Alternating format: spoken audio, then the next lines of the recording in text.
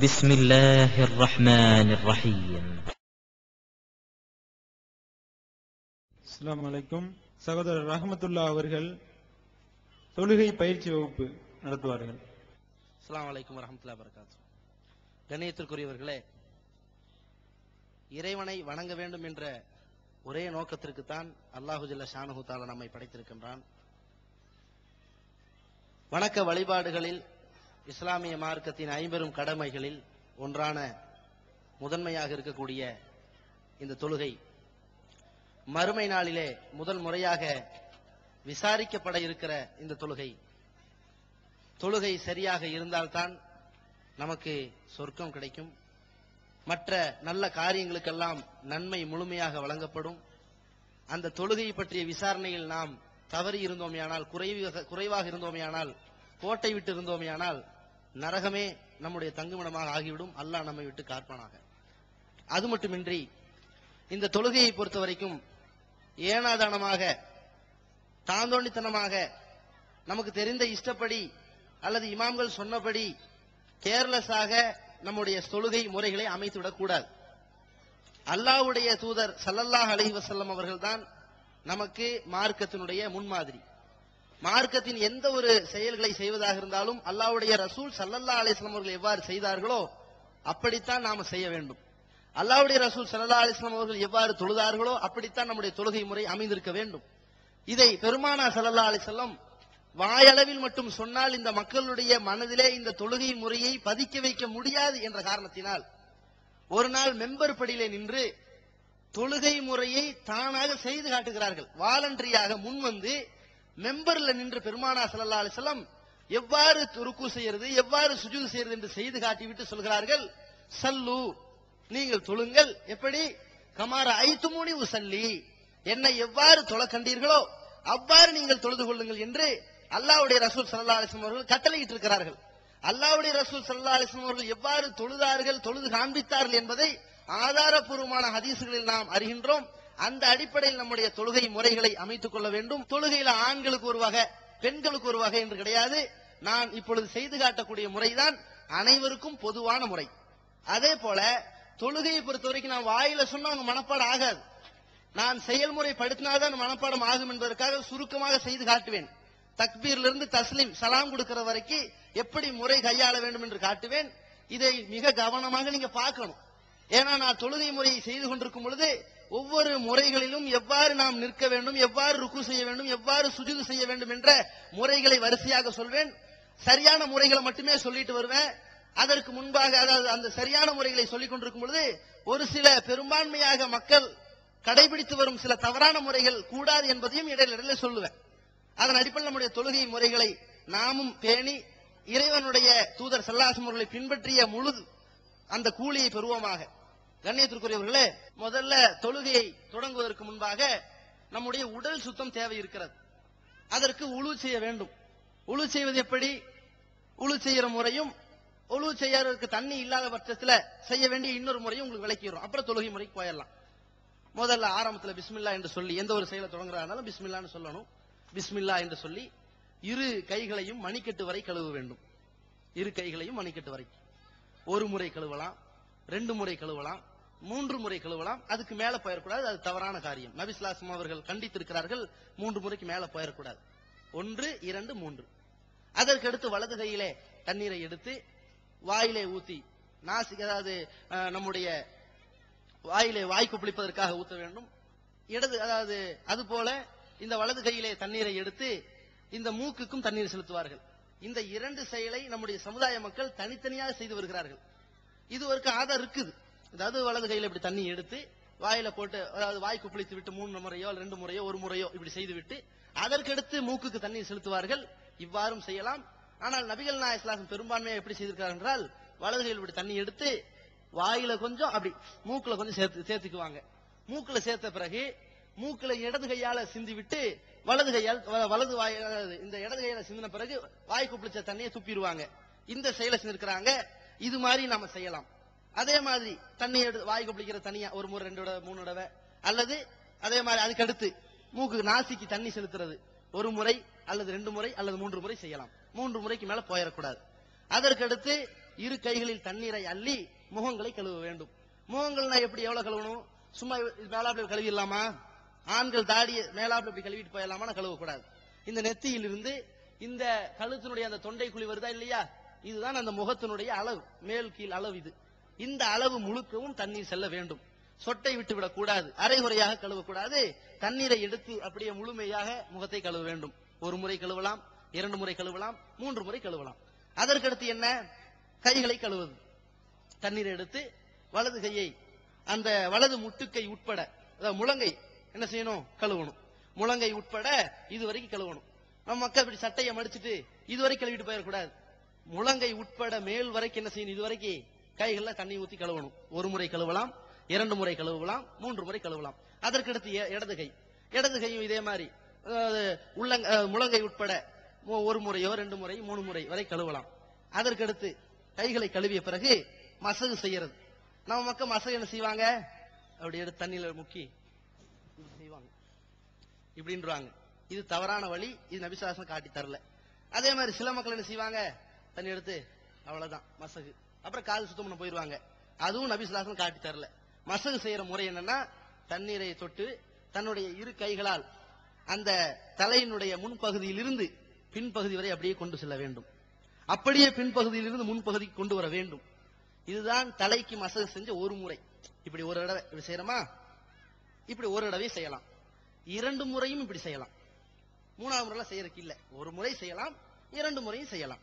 அது போக செய்து விட்ட பிறகு மீண்டும் தண்ணீரை தொட்டு காதை சுத்தம் பண்ணலாம்.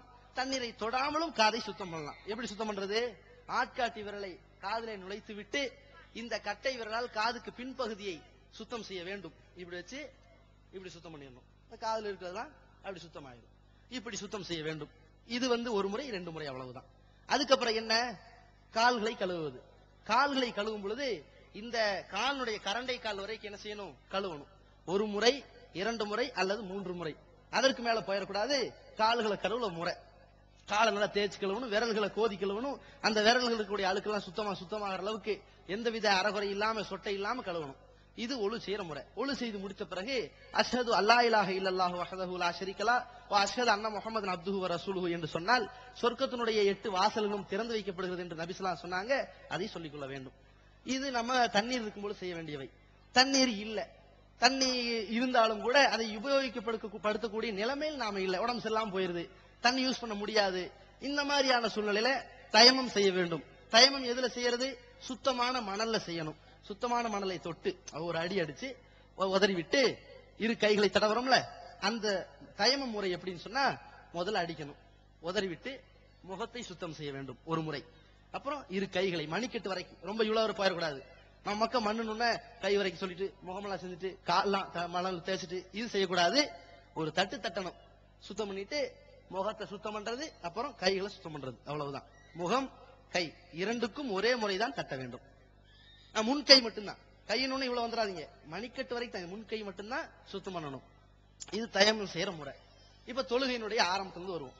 தொழுகையை தொடங்கும் போது தக்பீர் தஹ்ரீமா என்று சொல்வார்கள். அதாவது தொழுகைக்கு தக்பீர் கட்டிவிட்டால், நெஞ்சிலே கை கட்டிவிட்டால், ஒழு செய்வதற்கு முடியாதவர்களும் தயமம் செய்யறாங்க. அதே மாதிரி குளிப்பு கடமை ஆனவர்கள் குளிக்க முடியாது, அவங்களும் என்ன செய்யலாம்? தயமம் செய்து அந்த தயமத்திலே தொழுது கொள்ளலாம். அந்த ஒரு தயமம் போதுமான தொழுகைக்கு. இதுல இந்த முறைகள்ல சொன்னதுல ஆண்களுக்கும் பெண்களுக்கும் எந்த வேறுபாடு கிடையாது, எல்லாருக்கும் ஒரே முறைதான். அதே மாதிரி தொழுகையை ஸ்டார்ட் பண்ண போறோம். தொழுகையை ஸ்டார்ட் பண்றதுக்கு முன்னாடி இந்த தக்பீரை தஹ்ரீமான்னு சொல்லுவோம்ல, அல்லாஹ் அக்பர் என்று தக்பீர் கட்டுறது, இந்த தக்பீர் கட்டுற முறையில எப்படி கைகளை உயர்த்தணுங்கிறது வருவோம். கைகளை இரு கைகளை உயர்த்த வேண்டும். காதுக்கு நேராகவோ அல்லது தோல் புஜத்துக்கு நேராகவோ உயர்த்தலாம். ஒரு முறை காதுக்கு நேராக, காதுக்கு அருகிலே வைத்து, இன்னொரு முறை தோலுக்கு நேராக, தோல் புஜத்துக்கு நேராக வைத்து உயர்த்த வேண்டும். சும்மா இப்படி உயர்த்தக்கூடாது, இப்படி உயர்த்த தக்பீர் கட்டக்கூடாது. அதே மாதிரி இப்படி உயர்த்த தக்பீர் கட்டக்கூடாது, காதுல தொட்டுட்டு, இதெல்லாம் கிடையாது. காதுக்கு நேராக, தோல் புஜத்துக்கு நேராக. கைகளை எப்படி வச்சிருக்கணும்? விரிச்சு இப்படி வைக்க கூடாது, பொத்தி வைக்க கூடாது, நார்மலா வச்சுக்கணும். இப்படி வைத்து அல்லாஹ் அக்பர் என்று தக்பீர் கட்டுறோம். நெஞ்சில கை கட்டுறோம். நெஞ்சில தொப்புளு கீழே கட்டிடக்கூடாது. அதே மாதிரி இடது நெஞ்சுக்கு இந்த பக்கம் வச்சு கட்டிடக்கூடாது. நெஞ்சுக்கு நடுவுல கரெக்டா இந்த நெஞ்சின் பகுதியில கட்டணும். எப்படி கைகளை வைக்கணும்? இடது கையை வைத்து இந்த இடது மணிக்கட்டு, இடது முன்கை, இடந்து இந்த முழங்கை இந்த மூன்றுக்கும் படுமாறு இந்த வலது கையை கொண்டு போய் வைக்கணும். இப்படி இவ்வாறு நெஞ்சின் மீது கை கட்ட வேண்டும். அல்லது இந்த கைகளை இடது முழங்கை மீது படுமாறு வைக்கணும். இப்படி குடங்கை மீது படுமாறு இந்த வலது கையை வைக்கணும். ஒன்று இப்படி, இன்னொன்று இப்படி. இந்த இடம் முன்கை மணிக்கட்டு இந்த குடங்கைக்கு மூணுக்கும் படுற மாதிரி கை வைக்கிறது. இரண்டாவது இன்னொரு முறை என்ன, இந்த கையை தூக்கி இங்க வச்சுறது, குடங்கையில வச்சுறது ஸ்ட்ரைட்டா. அல்லாஹ் அக்பர் என்று இப்படியோ அல்லது இப்படியோ கொண்டு போய் இப்படி தக்பீர் கட்டுதல், அல்லது இப்படி கை வைப்பது. கை வைத்த பிறகு சனா ஓதுறோம். சனானா என்ன ஓதணும்? சுபானக அல்லாஹும்ம வ பிஹம்திக வ தபாரக ஸ்முக ஓதிரக்கூடாது. நபிகள் நாயகம் ஸல்லல்லாஹு அலைஹி வஸல்லம் அவ்வாறு காட்டி தரவில்லை. அல்லாஹும்ம பாயிது பைனி வ பைன கதாயா என்று துவங்கக்கூடிய துஆவை ஓத வேண்டும். அல்லது இன்னி வஜ்ஜஹது வஜ்ஹிய லில்லதி ஃபதர ஸமாவாதி வல் அர்த் அப்படிங்கிற தொடங்குற துஆவை ஓதணும். இந்த ரெண்டில் ஏதோ ஒரு துஆவை ஓதிக்கொள்ளலாம். ஓதிவிட்ட பிறகு அஊது பில்லாஹி மினஷ் ஷைத்தானிர் ரஜீம் சொல்லி பிஸ்மில்லாஹிர் ரஹ்மானிர் ரஹீம் சொல்லி சூரத்துல் ஃபாத்திஹாவை ஓத வேண்டும். சூரத்துல் ஃபாத்திஹா ஓதிய பிறகு துணை சூறாவாக ஏதாவது ஒரு சூரா, குல் ஹுவல்லாஹ் சூரா, உங்களுக்கு தெரிஞ்ச சூறாவை ஓதணும். இது ஓதும் பொழுது நம்முடைய பார்வை நிக்கிறோம்ல, நிக்கிறதுல சில முறைகளை சொல்லிக்கணும். நிக்கிறது எப்படி நிக்கணும்? இந்த கால்களை இப்படி விரிச்சு நிக்க கூடாது. அதே மாதிரி ரொம்ப இப்படி அட்டென்ஷன்ல போய் நின்ற கூடாது. ரெண்டுக்கும் நடுவுல இப்படி நார்மலா அவங்களுக்கு எப்படி நிக்க முடியுமோ அப்படி எப்படி நின்னுக்க வேண்டியது. நின்று தக்பீர் கட்டணும். இப்படி கட்டிக்கிறதா? சரி. அதற்கு அடுத்து இப்படி ஓதிக்கொண்டிருக்கும் பொழுது பார்வை எங்க இருக்கணும்? முன்னாடி இருக்கணும். அவ்வளவுதான். சும்மா அந்த கண் பார்வை கொஞ்சம் இப்படி இந்த வலது பக்கமா போகலாம், இடது பக்கமா போகலாம், மேல போயிடக்கூடாது. நபிகள் நாயகம் ஸல்லல்லாஹு அலைஹி வஸல்லம் இப்படி மேல பாக்குறத விட்டு தடுத்திருக்கிறாங்க. யாரும் மேல பாக்காதீங்கன்னு சொல்லியிருக்கிறாங்க. அதே மாதிரி தொழில் இப்படி திரும்பி அதெல்லாம் கூடாது, அதையும் தடுத்திருக்கிறாங்க. அப்படி செய்யக்கூடாது. முன்னாடி இப்படி நம்ம சுஜூத் இடம் படுது இல்ல, அந்த இடத்தை பார்க்கலாம், முன்னாடி பார்க்கலாம். அதே வலது பக்கத்துல ஏதாவது இடது பக்கத்துல இப்படி இந்த பார்வை இப்படி போகலாம், மேல போயிடக்கூடாது. இதுதான் சட்டம். அதற்கு அடுத்து என்ன, அல்ஹம்து சூரா ஓதியாச்சு, துணை சூரா ஓதியாச்சு. இப்ப ருக்கு செய்ய போறோம். ருக்கு செய்யறதுக்கு முன்னாடி சும்மா அப்படி ருக்கு போயிடக்கூடாது. இரு கைகளை உயர்த்தணும். ரஃபுல் யதைன், இரு கைகளை உயர்த்துறது நபிகள் நாயகம் ஸல்லல்லாஹு அலைஹி வஸல்லம் காட்டி தந்த வழிமுறை, சுன்னத்தாக இருக்கிறது. இரு கைகளையும் தோல் புஜத்துக்கு நேராகவோ அல்லது காதுக்கு நேராகவோ தோல் புஜத்துக்கு நேராகவோ உயர்த்தி அல்லாஹ் அக்பர் என்று ருக்குக்கு போறோம். ருக்குக்கு போறதுக்கு முன்னாடி நான் ருக்கு செய்யக்கூடிய முறையை வைத்து சில அந்த முறைகளை வரிசையா உங்களுக்கு சொல்றேன். அந்த முறைகளை எல்லாம் கவனமா நீங்க கவனிங்க. ருக்கு செய்யற முறை வைத்து அல்லாஹ் அக்பர் அப்படி ருக்கு செய்யறேன் பாத்துக்குங்க. ஃபர்ஸ்ட் தலையில இருந்து வருவோம். தலையை பொறுத்த வரைக்கும் இப்படி தூக்கி வச்சிடக்கூடாது. அதே மாதிரி இப்படி தொங்க போட்டக்கூடாது, நேராக வைக்க வேண்டும். அதற்கடுத்து கண் பார்வை அங்க இருக்கலாம் இல்ல இங்க இருக்கலாம் இல்ல, பொதுவாக இந்த கண் பார்வை எங்கெல்லாம் போதோ இது வரைக்கும் இங்க மேலும் கீழமா போய்க்கலாம், பிரச்சனை இல்லை. அதற்கடுத்து நாம் இந்த முதுகை நேராக வைத்திருக்க வேண்டும். முதுகு எந்த அளவுக்கு நேராக வைக்கணும் பாருங்க, வில் அளவுக்கு இருக்கணும். வில்லு மாதிரி, வில்லுடைய கயிறு மாதிரி நம்முடைய இரு கைகள் இருக்கணும். இது வில்லு, அதனுடைய கயிறு இப்படி இருக்கணும். கைகளை இப்படி வச்சிடக்கூடாது, ஸ்ட்ரைட்டா வைக்கணும். அதே போல இந்த இரண்டு கைகளை இந்த முட்டுக்கால் மீது தான் வைக்கணும், இப்படி போயிடக்கூடாது. அதே மாதிரி இப்படி போயிடக்கூடாது. சில பேர் இந்த காலை இப்படி வச்சிருப்பாங்க, அது செய்யக்கூடாது. காலும் ஸ்ட்ரைட்டா இருக்கணும், கைகளும் ஸ்ட்ரைட்டா இருக்கணும். அந்த தலை அந்த முதுகு ரொம்ப ஸ்ட்ரைட்டா இருக்கணும், எந்தவித பெண்டாய வளர்ந்து இருக்கக்கூடாது. இது ருக்கு செய்யற முறை. ருக்கு செய்யும் பொழுது சுபஹான ரப்பில் அஸீம் என்று 3 முறை சொல்ல வேண்டும். அதிகப்படியாக ஒற்றைப்படியாக சொல்லிக் கொள்ளலாம். அதற்கு அடுத்து சுபஹானக அல்லாஹும்ம ரப்பனா வ பிஹம்திக அல்லாஹும்ம மக்ஃபிர்லி என்ற துஆவை ஓதலாம். அதே மாதிரி சுப்புஹுன் குத்தூசுன் ரப்புல் மலாயிகத்தி வர் ரூஹ் என்ற துஆவை ஓதலாம். அதற்கு அடுத்து என்னது, அப்படி சமி அல்லாஹு லிமன் ஹமிதா, சமி அல்லாஹு லிமன் ஹமிதா என்று சொல்லும் பொழுது இரு கைகளை காதுக்கு நேராக அல்லது தோல்புஜுக்கு நேராக வைத்து கீழே இறக்கிடணும். சமி அல்லாஹு லிமன் ஹமிதான்னு சொன்ன பிறகு இரு கையில என்ன செஞ்சிடக்கூடாது, இப்படி வந்து தக்பீர் கட்டக்கூடாது. அப்படி எந்த ஆதாரம் கிடையாது. இரு மூட்டுக்கள் எல்லாம் நேராக ஆகும் அளவிற்கு நபி ஸல்லல்லாஹு அலைஹி வஸல்லம் அவர்கள் திரும்பினார்கள். ருக்கூலும் திரும்பும் போது சமி அல்லாஹு லிமன் ஹமிதான் விட்டுட்டாங்க. இதுதான் இருக்குது. சும்மா இப்படி தக்பீர் கட்டக்கூடாது. வெளிநாட்டுக்கு போற சில பேர் அப்படி செய்வாங்க, அதற்கு எந்த ஆதாரம் கிடையாது. அதே மாதிரி இப்ப சஜிதாவுக்கு போறோம். சஜிதாவுக்கு எப்படி போகணும், போறதுல இருந்து எந்திரிக்கிற வரைக்கும் கவனமா பாருங்க. சஜிதாவுக்கு போகும்போது கையை உயர்த்த வேண்டியது இல்ல, இப்படியே போறதான். எப்படி மைக் வச்சிருங்க. சஜிதாவுக்கு போறேன், வாங்க மைக் வைங்க. முதல்ல இரு கைகளை வைக்கணும், இப்படி வச்சிடக்கூடாது. சஜிதாவுல இருந்து அதாவது சஜிதாவுக்கு போகும்பொழுது இப்படி போயிடக்கூடாது. சஜிதாவுக்கு போகும் பொழுது இதான் போகணும், இதான் முறை. இரு கைகளைத்தான் முதலில் வைக்க வேண்டும். அதற்கடுத்து முட்டுக்கால்களை வைக்க வேண்டும்.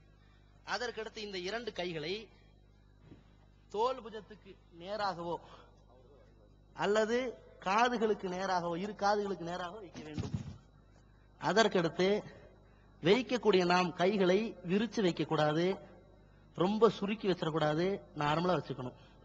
அதற்கடுத்து இந்த இரு கைகளை இப்படி சேர்த்து வைத்திருக்கூடாது. அதாவது இந்த இரண்டு முட்டு கைகளும் தரையிலே படக்கூடாது, தூக்கி வைக்க வேண்டும். அதற்கடுத்து நாம் சஜிதா செய்யும் பொழுது 8 உறுப்புகள் தரையிலே பட வேண்டும்.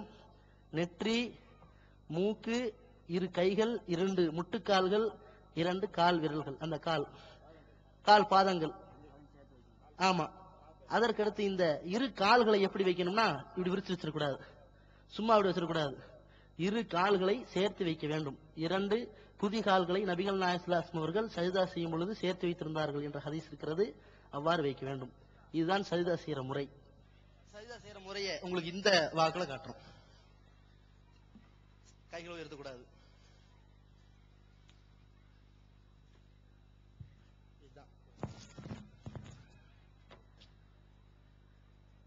காதுகளுக்கு நேராக அல்லது தோல் புஜத்துக்கு நேராக இந்த கைகளை இப்படி விரித்து வைத்திருக்க வேண்டும். ஜமாத்துடைய தொழுகையில் அவ்வாறு முடியாது, அதனால் இப்படி வைத்துக் கொள்ள வேண்டும். முக்கியமான நிபந்தனை என்னவென்றால் இந்த முட்டு கைகள் தரையிலே படக்கூடாது. அப்புறம் இந்த 8 உறுப்புகள் நெற்றி, மூக்கு, 2 கைகள், 2 முட்டுக்கால்கள், 2 பாதங்கள் தரையிலே பட வேண்டும். எப்படி? சரி. கைகளை இப்படி விரிச்சு வச்சிடக்கூடாது, பொத்தி வச்சிடக்கூடாது. இந்த மாதிரி 2 கைகளையும் 2 முட்டு கைகளும் படுமாறு வைத்து விடக்கூடாது. 2 கால் பாதங்கள் சேர்ந்திருக்க வேண்டுங்கிறதுக்கு அந்த முறையை செஞ்சு காட்டுறோம், அதையும் கவனிங்க. இந்த 2 கால் பாதங்கள் சேர்ந்திருக்க வேண்டும். இந்த காலுடைய அந்த 10 விரல்கள் இருக்குதுல்ல, கிபிலாவை நோக்கி இப்படி மடங்கி இருக்க வேண்டும். சும்மா இப்படி வச்சிடக்கூடாது, இப்படி வச்சிடக்கூடாது, இவ்வாறு செய்து விடக்கூடாது. 2 குதிகால்களை சேர்த்து இந்த விரல்களை கிபிலாவை நோக்கி வைக்க வேண்டும். முடியாதவர்கள், பலவீனமானவர்கள் அவ்வாறு செய்ய முடியாவிட்டால் பிரச்சனை இல்லை. முடிந்தவர்கள் அனைவரும் இவ்வாறு தான் செய்ய வேண்டும். இது ஒரு சஜிதா செஞ்சுட்டோம். சஜிதா செஞ்சுட்டு எந்திரிச்சு உட்கார்ற முறை. ஃபர்ஸ்ட் எப்படி உட்காரணும்னா இப்படி உட்கார்றது. ஒரு சஜிதா செஞ்சாச்சு, எந்திரிச்சு இப்படி உட்கார்றோம். 2 கைகளும் இந்த தொடையும் முட்டுக்காலையும் வைக்கிற மாதிரி இப்படி வைக்கணும். முட்டிலையும் தொடையிலையும் வர்ற மாதிரி வைக்கணும். வச்சாச்சா? இப்ப என்ன சொல்லணும்? அந்த சஜிதாவில் இருக்கும்போது என்ன சொல்லணும்னா சுபஹான ரப்பியல் ஆலா என்பது 3 முறை. அதிகப்படியாக ஒற்றைப்படியாக ஜாஸ்தியா சொல்லிக்கலாம். அதே மாதிரி சுபானக்கல்லாஹும் ரப்பனா வபிஹம்திக அல்லாஹ் மக்ஃபிர்லி சொல்றது, அல்லது சுப்புஹுன் குத்தூஸுன் ரப்புல் மலாயிகத்து வர்ரூஹ் என்று சொல்வது. இந்த சஜிதாவிலிருந்து எழுந்து அமர்ந்த உடனேயே இவ்வாறு இரு கைகளை இப்படி வைத்து விட்டு, விரிச்சு வைக்க கூடாது, பொத்தி வைக்கக்கூடாது, சாதாரண வைக்கணும். இப்படி வைத்து விட்டு இந்த ரப்பிகுஃபிர்லி என்று சொல்லிக் கொண்டிருக்க வேண்டும். ரப்பிகுஃபிர்லி, இறைவா என்னை மன்னிப்பாயாக என்ற துஆவை ஓதணும். இது 2 முறை நபி ஸல்லல்லாஹு அலைஹி வஸல்லம் சொல்லியிருக்கிறாங்க என்ற ஹதீஸ் இருக்கிறது. இது 2 சஜிதாக்களுக்கு மத்தியிலே செய்ய வேண்டியவை. இந்த 2 சஜிதாக்களுக்கு மத்தியில நாம் எவ்வாறு அமர வேண்டும்ங்கிறதுல முன்னாடி பார்த்துட்டோம். பின்னாடி நம்முடைய கால்கள் எவ்வாறு இருக்கணுங்கிறத உங்களுக்கு அந்த போக்கஸ்ல காட்டுறோம்.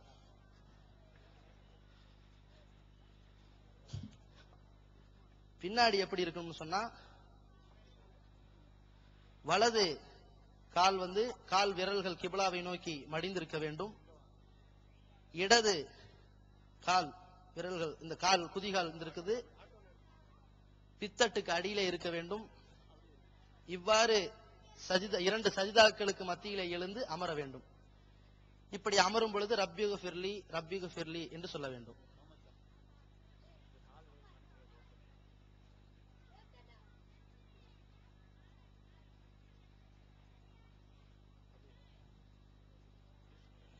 இரண்டு கால்களை எவ்வாறு அமைத்திருக்க வேண்டும் என்பதை கவனிங்க.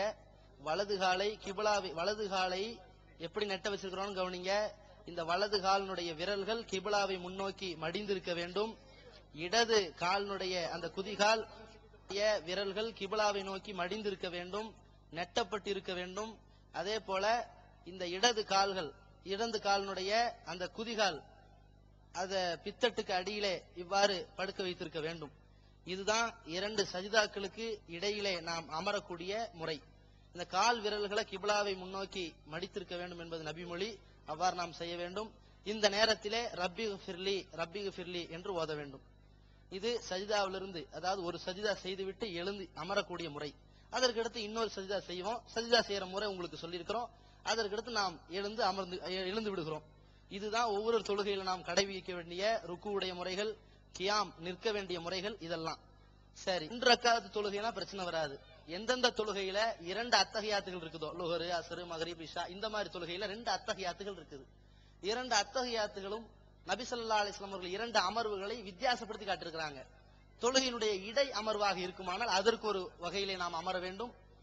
எந்த தொழுகையுடைய கடைசி அமர்வு, அது 2 ரக்காத்தா இருந்தாலும் சரி, 3 இருந்தாலும் சரி, 4 இருந்தாலும் சரி, எவ்வளவு இருந்தாலும் சரி, கடைசி அமர்வு எவ்வாறு இருக்க வேண்டும் என்று நபி ஸல்லல்லாஹு அலைஹி வஸல்லம் அவர்கள் வித்தியாசப்படுத்தி காட்டியிருக்கிறாங்க.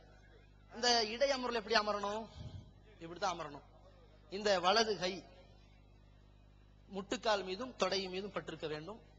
இந்த வலதுனுடைய முட்டுக்கை வலது தொடையின் மீது இப்படி பட வேண்டும். சாதாரணமாக இந்த வலது கை வலது கை வலது முட்டுக்கால் மீதும் வலது தொடை மீதும் இப்படி பட்டிருக்க வேண்டும். இந்த வலது கையினுடைய முட்டுக்கை இப்படி வந்துடணும். சும்மா இப்படி வச்சிடக்கூடாது, இப்படி வந்துடணும். வலது கை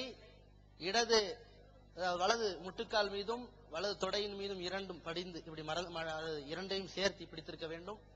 இந்த வலது கையினுடைய முட்டுக்கை இந்த வலது தொடையின் மீது பட்டிருக்க வேண்டும். இப்படி தூக்கிடக்கூடாது, இவ்வாறு செய்திருக்க வேண்டும்.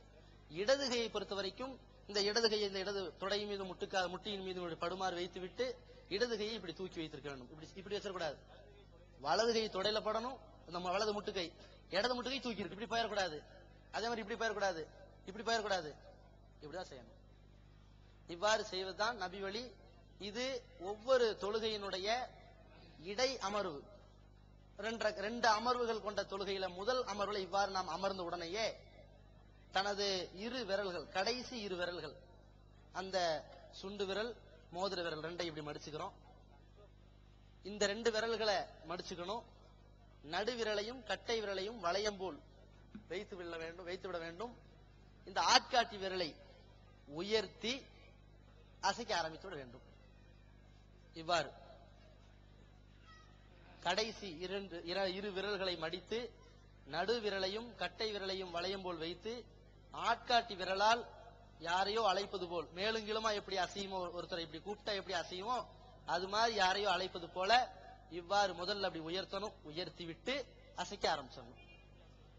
இப்படி அசைக்க கூடாது, இப்படி அசைக்க கூடாது, நீட்டியே வச்சிடக்கூடாது. வெறும் அஷதலாயில சொல்லும் போது நீட்டக்கூடாது. அப்புறம் அஷதலாயில நீட்டி வச்சுட்டு சலாங்கடு வரைக்கும் வச்சிருக்கூடாது. ஷாஃபிகள் மாதிரியோ ஹனஃபிகள் செய்யக்கூடிய மாதிரி செய்யக்கூடாது. அல்லாஹ்வுடைய ரசூல் செஞ்ச மாதிரி நாம் ஆட்காட்டி விரலை இப்படி உயர்த்தி நிறுத்தி அசைக்க ஆரம்பித்து விட வேண்டும். இது ஒவ்வொரு தொழுகையினுடைய இடை அமர்வுகள். கண் பார்வையை நம்முடைய எந்த இடத்திலே விரல் அசைக்கப்பட்டு கொண்டிருக்கிறதோ அந்த வலது கையினுடைய ஆட்காட்டி விரலை முன்னோக்கியே நம்முடைய பார்வைகள் இருக்க வேண்டும். கவனமா இருக்கணும். இங்க இப்படி திரும்பி பார்த்துட்டு கூடாது. அந்த ஆட்காட்டி விரல் அசைவது தான் பார்க்க வேண்டும். நபி ஸல்லல்லாஹு அலைஹி வஸல்லம் லா யுஜாவிஸ் பஸரஹு இஷாரத்தஹு, தன்னுடைய ஆட்காட்டி விரலை அசைத்துக் கொண்டிருப்பதை தான் தன்னுடைய பார்வையை செலுத்துவார்கள். வேற எங்கும் தன்னுடைய பார்வையை செலுத்த மாட்டார்கள். இவ்வாறு தான் செலுத்தி இருப்பார்கள் என்று ஹதீசுகள் இருக்கிறது. இவ்வாறு தான் நாம் செய்ய வேண்டும். இந்த விரல் அசைக்கிறதுல 2 வகை இருக்குது. ஒன்று, கடைசி 2 விரல்களை மடிச்சு நடுவிரலையும் கட்டை விரலையும் வளையம் போல் வைத்து ஆட்காட்டி விரலை இப்படி உயர்த்தி அசைக்க ஆரம்பிப்பது. இது ஒரு வகை, இப்ப சொல்லிக் கொடுத்த வகை. இன்னொரு வகை என்னவென்றால், ஒரே ஒரு வித்தியாசம் தான், அனைத்து விரல்களையும் மடிச்சிறது. ஆட்காட்டி விரலை தவிர எல்லா விரல்களையும் மடித்து விட்டு எல்லா விரலையும் இப்படி மடிச்சாச்சு. அனைத்து விரல்களையும் மடித்து விட்டு ஆட்காட்டி விரலை மட்டும் நீட்டி அசைக்க ஆரம்பிக்கிறது. இவ்வாறு செய்ய வேண்டும். எல்லா விரலையும் மடிச்சாச்சு, ஆட்காட்டி விரலை வைத்து அசைக்க வேண்டும். இதுதான் இடை அமர்வுகளில் நாம் செய்ய வேண்டிய முறை. இடை அமர்வுல செய்யறதுல இதுவும் இதே மாதிரி கடைசியில் அமர்வுல செய்யறது இதெல்லாம் எந்த மாறுபடாது. இந்த இடை அமர்வுக்கும் அதாவது முதல் அமர்வுக்கும் கடைசி அமர்வுக்கும் ஒரே ஒரு வித்தியாசம் தான் இருக்குது. அது கால்களுக்கு பின்னாடி செய்யக்கூடிய இந்த குதிங்கால்களை செய்யக்கூடிய வித்தியாசம் தான். அதை உங்களுக்கு இப்ப செஞ்சு காட்டிடுறோம்.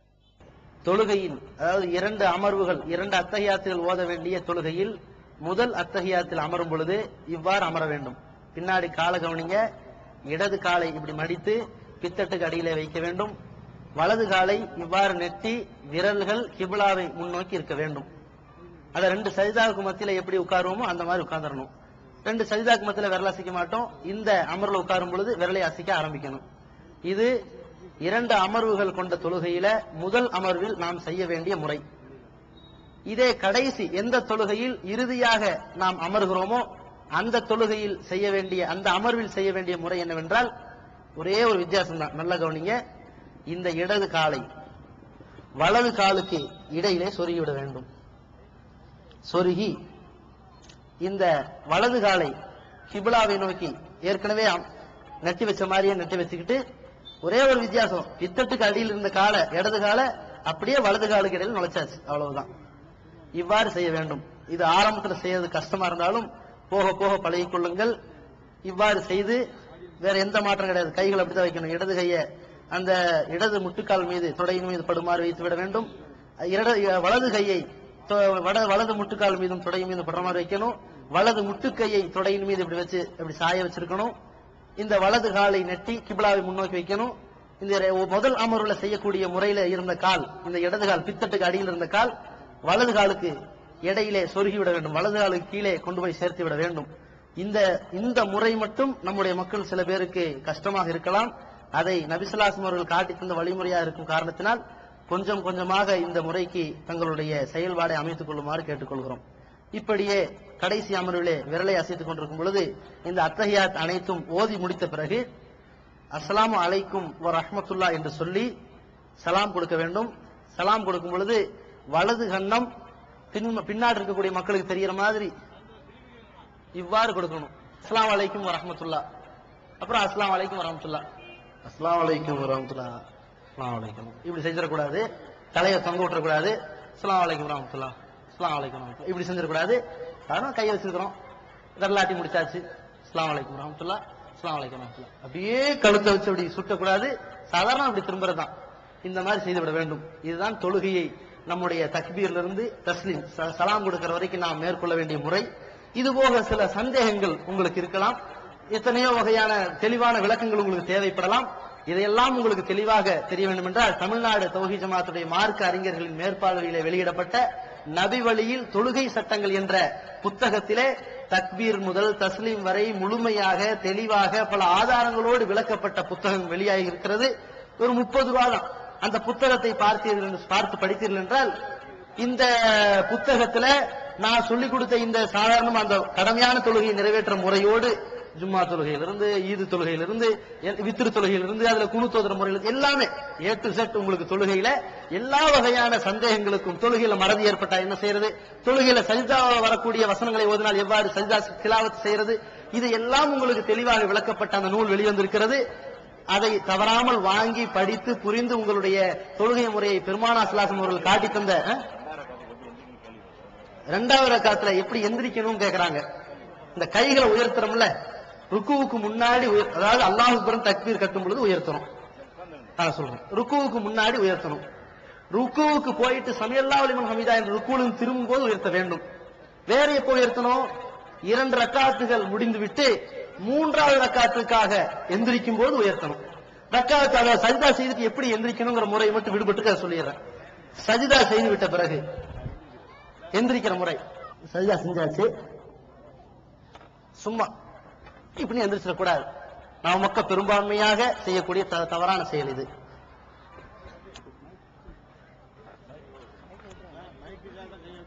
ஆமா, மைக்கு வச்சிருக்கிறேன். இப்படியே போய் சஜிதா செய்யக்கூடாது. மக்கள் இப்படி செய்ய மாட்டாங்க, உஷாரா இருப்பாங்க. இப்படி சஜிதா செய்திருக்கும் பொழுது இரு கைகளையும் நம்முடைய அந்த முட்டுக்கால் மீது இப்படி வைத்து விட்டு கொஞ்சம் நிதானமான நிலை, ரொம்ப நேரம் இல்லை, ஒரு 2 செகண்ட் இப்படி வைத்து இரு கைகளையும் தரையில் வைத்து இப்படி எந்திரிக்கணும். இப்படி எந்திரிக்கணும், இவ்வளவுதான். டப்புன்னு முட்டிக்கால் வச்சு எந்திரிச்சக்கூடாது. இரு கைகளையும் தரையில் வைத்துதான் என்ன செய்யணும், எந்திரிக்கணும். பாருங்க, சஜிதாவில இருந்து இப்படி எந்திரிக்கிறேன், எந்திரிச்சு உட்கார்ந்தாச்சு. உட்கார்ந்து இரு கைகளையும் தரையில் வைத்து கால்களால் இவ்வாறு எந்திரிக்க வேண்டும். இதுதான் நாம் சஜிதாவிலிருந்து எழ வேண்டிய சரியான முறை. சஜிதாவுக்கு போகும்போது முதல்ல கை வைக்கணும். சஜிதாவிலிருந்து எந்திரிக்கும் போது முதல்ல 2 முட்டுக்கால தூக்கணும். அது ரொம்ப கவனமா இருங்க. அதற்கு அடுத்து அமர்விலிருந்து எப்படி எந்திரிக்கிறது, அது ரொம்ப சிம்பிள் தான். இது 2வது ரக்காத்துல இப்படி உட்கார்ந்து இருப்போம். இப்படி உட்கார்ந்து இருப்போமா, விரலாட்டி முடிஞ்சாச்சு, அத்தையா தோதி முடிச்சாச்சு, அல்லாஹ் அக்பர் எந்திரிக்கிறோம். அதே மாதிரிதான் அல்லாஹ் அக்பர் 2 ரக்காத்துகள் முடிச்சு 3வது ரக்காத்துக்காக எழுந்து நிற்கும் பொழுது இரு கைகளை உயர்த்த வேண்டும், உயர்த்தி தக்பீர் கட்டி விட வேண்டியது, அவ்வளவுதான். இதுதான் நபிகள் நாயகம் ஸல்லல்லாஹு அலைஹி வஸல்லம் காட்டி தந்த தொழுகை முறை. இது தக்பீரும் தஸ்லீம் வரைக்கும் உங்களுக்கு சொல்லப்பட்டிருக்கிறது. முழுமையாக உங்களுடைய தொழுகையை அமைத்துக் கொள்வதற்கு சொல்லப்பட்டிருக்கிறது. அந்த விளக்கத்தை புரிந்து அமல் செய்யுமாறு தங்களை கேட்டுக்கொள்கிறோம். அஸ்ஸலாமு அலைக்கும். தமிழ்நாடு தௌஹீத் ஜமாஅத்தின் ஆதரவற்றோர் இல்லம் இறைவனுக்கு செய்ய வேண்டிய கடமைகளுக்கு அடுத்தபடியாக பெற்றோரை பேணுவது பற்றி இஸ்லாம் அதிகமாக வலியுறுத்துகிறது. பெற்றோரை பேணாதவர்கள் மறுமையில் வெற்றி பெற முடியாது என்று இஸ்லாம் அறிவுறுத்துகிறது. ஆயினும் இஸ்லாத்தின் இந்த கட்டளையை சில முஸ்லிம்கள் அலட்சியம் செய்து பெற்றோரை வீட்டை விட்டு விரட்டுகின்றனர், பெற்றோரை பிச்சைக்காரர்களாக மாற்றுகின்றனர். இந்த அவல நிலைக்கு பரிகாரம் காணும் வகையில் முதியோர் ஆதரவு இல்லத்தை தமிழ்நாடு தௌஹீத் ஜமாஅத் நடத்துகிறது. தாயன்புடன் உணவு, உடை, மருத்துவம் உள்ளிட்ட 24 மணி நேரமும் செவிலியருடன் கூடிய பராமரிப்பு மற்றும் தனி ஆம்புலன்ஸ் வசதி இவை அனைத்தும் முற்றிலும் இலவசமாக செய்து தரப்படுகிறது. அனாதைகளை அரவணைப்பவரும் நானும் சொர்க்கத்தில் இணைந்திருப்போம் என்ற நபிகள் நாயகம் ஸல்லல்லாஹு அலைஹி வஸல்லம் அவர்களின் அமுத மொழியை ஏற்று அனாதைகளை அரவணைக்கும் இல்லமும் தமிழ்நாடு தௌஹீத் ஜமாஅத் நடத்தி வருகிறது. இப்பணியை தொடர்ந்து செய்திட உங்கள் நன்கொடைகளையும் ஜகாத்தையும் தாராளமாக வாரி வழங்குமாறு கேட்டுக்கொள்கிறோம். உங்களது நன்கொடைகளை டிடியாகவோ செக்காகவோ மணி ஆர்டராகவோ அனுப்பலாம். டிடி அனுப்புபவர்கள் தமிழ்நாடு தௌஹீத் ஜமாஅத் வங்கி கணக்கு எண் 7882748827 இந்தியன் வங்கி மண்ணடி கிளை என்ற பெயரில் எடுத்து அனுப்ப வேண்டிய முகவரி தமிழ்நாடு தௌஹீத் ஜமாஅத் மாநில தலைமையகம் 30 அரண்மனைக்காரன் தெரு, மண்ணடி, சென்னை 1. போன் 04425215226. Allah